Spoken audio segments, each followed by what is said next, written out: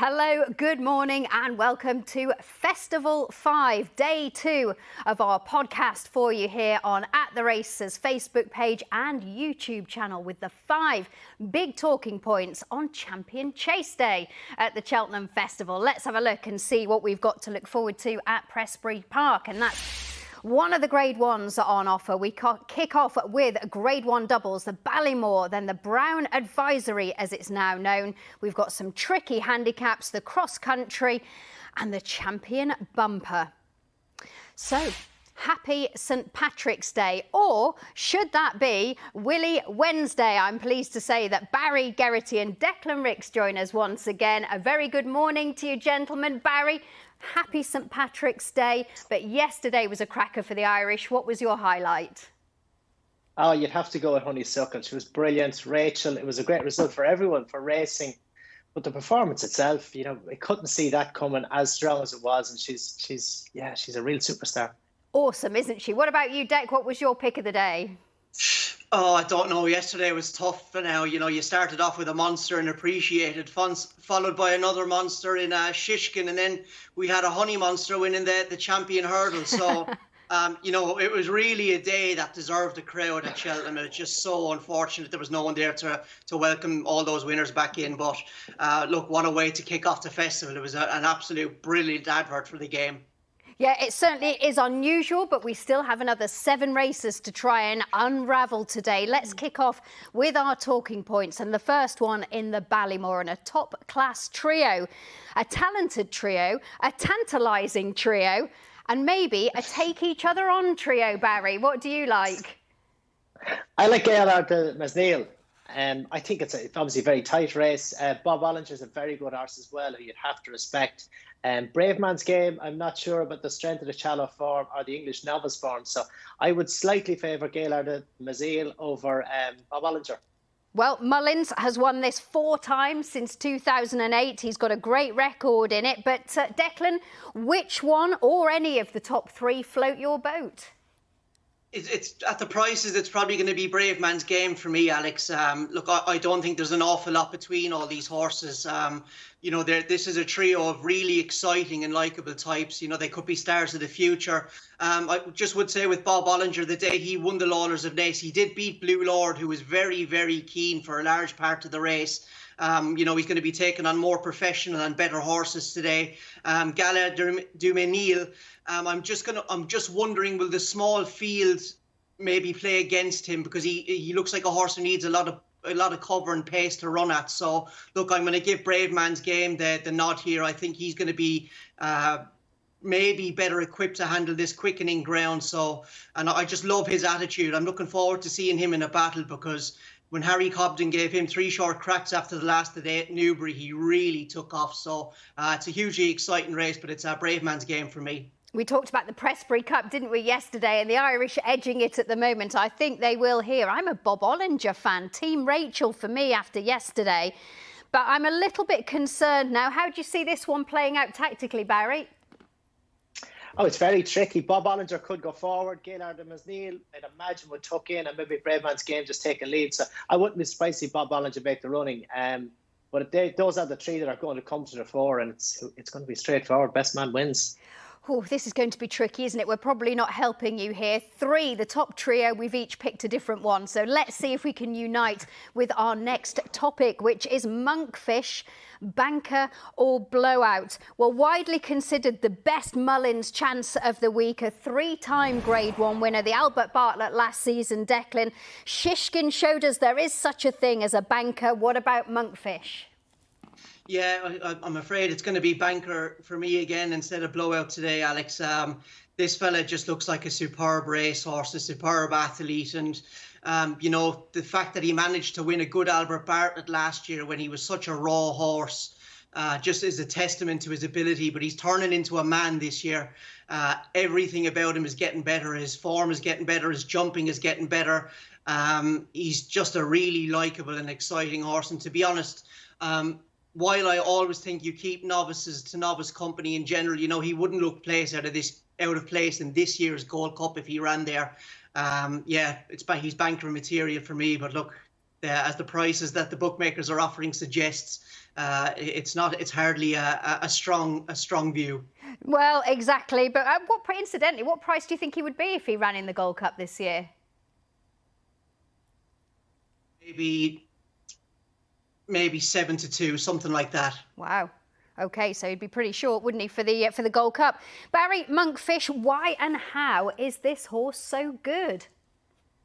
Well, he's a banker, definitely. And I would echo what Declan said. The improvement he's shown from his novice hurdle year. He was very good early on this season over 3 mile, but then to drop back the last day to 2 mile 5, and he was even better again. So, no, he's improving the whole time. And at the minute, he is the complete racehorse. Yeah, he is the complete racehorse. What would Paul Townend be considering when he goes out to ride him, do you think? Oh, keep it simple, keep out of trouble, let the pace go forward and just follow along. He can go forward if he wants, or he can sit. He's very relaxed. He can sit second, third, fourth. He jumps really well. He's professional. No, keep out of trouble is the main thing he'd have to do. Yep, that's the big task for Paul Townend, isn't it, today? I'm pleased to hear we're all uniting, but no great revelation there. So let's try and sort out the big race and our big race verdict in the Champion Chase. There's no Altior. That is a shame, but with or without him, Chacun Pour Soi looks hard to beat. Barry, any chinks in his armour? Well, there's questions to be answered, I suppose. He hasn't ran at Cheltenham before, so he has to prove that he'll cope with the track. I think he will. I don't think that will be a problem. The ground is drying. It was good to soft this morning. And by Champion Chase time, it probably won't be far off good. And by the bumper time, it will be good ground. So drying ground probably doesn't improve him. But I think he'll cope with it fine. It's of the opposition, it's hard to know. There's question marks over them. A lot of them. Belittlog, I'm not so sure. But the Kettle on was well. I last time. I thought Scu Royale on the drying ground could be a sneaky one for an each-way play. OK, for Alan King and Daryl Jacob. Are you worried about the lack of Cheltenham form for the favourite deck? No, I don't think I am. He does everything right. He travels well. He looks a well-balanced horse. And most importantly, he jumps well. He's got form around Punchestown, and Barry's obviously a better man to talk about this than me because he's ridden there plenty. But, Punchestown is a pretty undulating track, and he won a Grade 1 there as a novice. And he's obviously a better horse now. So, no, he's just a class act, this horse. But whether he's a betting proposition at 4-5, I'm happy to take him on at those kind of prices. Who with then? Who are you going to go with instead? Well, I'm going to play this race funnily now. So if the viewers could just bear with me, that would be great. I'm going to back Nuber Negre each way, and I'm also going to back Grenadine each way. I can't believe Grenadine is a 66-1 chance this morning. That is a huge price for me. It was interesting that Paul Nicholls said he needed the run the last day when he ran at Newbury behind Sco Royal. He's going to be £6 better off with him, and I just think the drying ground is going to suit him as well.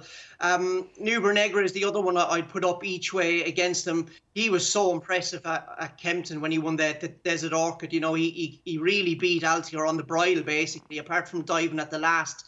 To his right, it was a pretty flawless performance. But look, what I'm going to do is I'm going to back those two horses each way, and I'm also going to back them each way in the without Chacun Pour Soi market. So if one of them finishes second, we'd hopefully collect the each way, but also a winner as well. I think that paid off for Deck yesterday, so it's well worth looking out for that. So let's talk Champion Bumper. What a record Willie Mullins has in this, and what a record the Irish have. Willie's had 10 winners of this race, and he's ridden one of them as well.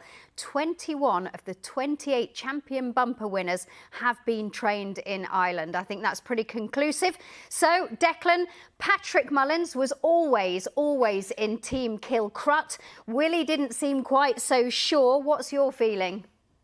Well, I think we should probably point out that it sounded like Paul Townend had the choice of rides here, and he's chosen to ride KILCRUIT. So, that's probably a big feather in his cap as well. And it's probably just worth mentioning as well, we obviously know everything that's happened within Irish racing over the last couple of weeks, the negative press and that. But I was surprised Shagley Park did send Sir Gerhard to Mullins of all people, given at the time KILCRUIT was favourite for the bumper. But not just that, the Mullins family have a big family tie with KILCRUIT. It was bred by Willie's mother. It was formerly trained by Willie's brother, and now it's in the care of Willie. So, I'd say if you had to ask Willie which horse would he prefer to win, given the family ties, I'm sure he'd like KILCRUIT to win. So, they're two hugely exciting and likeable horses, but I'm going to do as I'm told here and go with the family connection. I'm just going to side with KILCRUIT. Yeah, quite right. It's a shame that Willie's son can't ride him, isn't it, today? What about you, Barry? How do you see this one working out? I think it's very tricky. The KILCRUIT form was there's a question over it from me because it was in very soft ground on Leopardstown, a big stiff track, oval track, galloping track. Cheltenham's going to be very different. As I mentioned, it's going to be good ground by the bumper. So I'm tempted to oppose them all with Ramillies, who the Mullins team felt Patrick should have ridden going into the Leopardstown race. Just different conditions, and I think there's value in Ramillies each way. OK, we've got different viewpoints for you there. You can take on board what you will. Let's try and find some handicap hot shots for you now. And this really is tricky. We're going to kick off with the Coral Cup. And Barry, you have a little bit of the inside track on one of these, I gather. Yeah, well, I've ridden Grand Roy, his last two pieces of work, and he has impressed me. I think he's got a good profile for the race. He had a good run last time behind Bacchusson with Beacon Edge behind him in soft ground and Ace. Over 2 mile, I think he's going to be better up and trip on better ground. So he's a worthy favourite. And another horse I like in the race is Birchdale.